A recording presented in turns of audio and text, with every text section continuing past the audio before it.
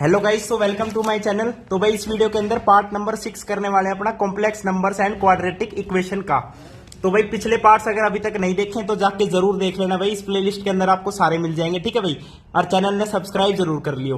तो आज की वीडियो में क्या पढ़ने वाले भाई, आर्गेंट प्लेन और उसकी पोलर रिप्रेजेंटेशन, यानी जो बेसिकली ग्राफ होता है उसके अंदर क्या होती है, एक एक्स एक्सिस होती है, एक वाई एक्सिस होती है, ठीक है भाई।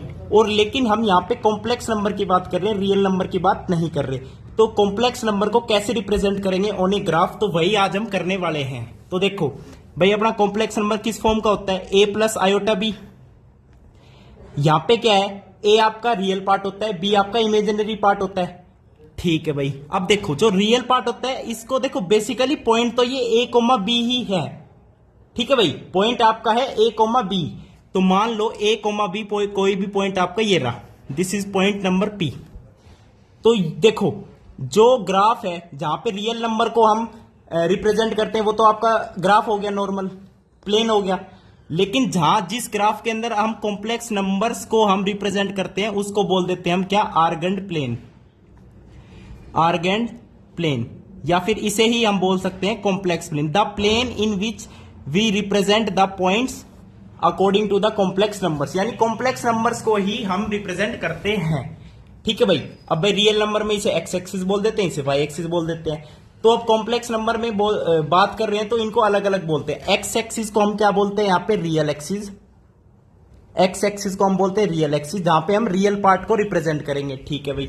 और जो वाई एक्सिस है उसे हम बोलते हैं क्या, ये तो रियल एक्सिस होगी, इसे हम बोल देते हैं इमेजिनरी एक्सिस, जहां पे हम imaginary part of complex number को रिप्रेजेंट करेंगे, ठीक है भाई। अब जैसे मान लो एक एग्जांपल है, कॉम्प्लेक्स नंबर है 1 + 2 आयोटा।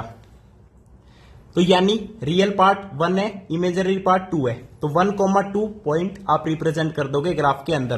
तो मान लो ये पॉइंट आ गया आपका 1,2, दिस इज ए पॉइंट। अब ये तो हो गया z। अगर मैं आपसे कहूं z का कंजुगेट निकालो, तो कंजुगेट क्या होगा, 1 - 2 आयोटा। तो यहां पे रियल पार्ट आपका 1 है, इमेजिनरी पार्ट -2 है। तो 1, -2 पॉइंट को अब आपको रिप्रेजेंट करना है। अब ये तो नॉर्मल पॉइंट है, इसको तो रिप्रेजेंट करना आता है। 1, -2 कहां आएगा, अगर 1, 2 यहां है तो 1, -2 इधर आ जाएगा, ये हो जाएगा 1, -2। Suppose it is a prime, ठीक है भाई। अब देख रहे हो ये जो पॉइंट है ये इसकी क्या है, मिरर इमेज है ऑन दिस रियल एक्सिस। तो यानी जब दो पॉइंट को रिप्रेजेंट करेंगे, एक जेड एक उसका कंजुगेट, तो वो पॉइंट कैसे आएंगे, एक दूसरे की मिरर इमेज आएंगे। तो एक ये बात होगी, ठीक है भाई। तो ये एक दूसरे की क्या हो गए, मिरर इमेज हो गए।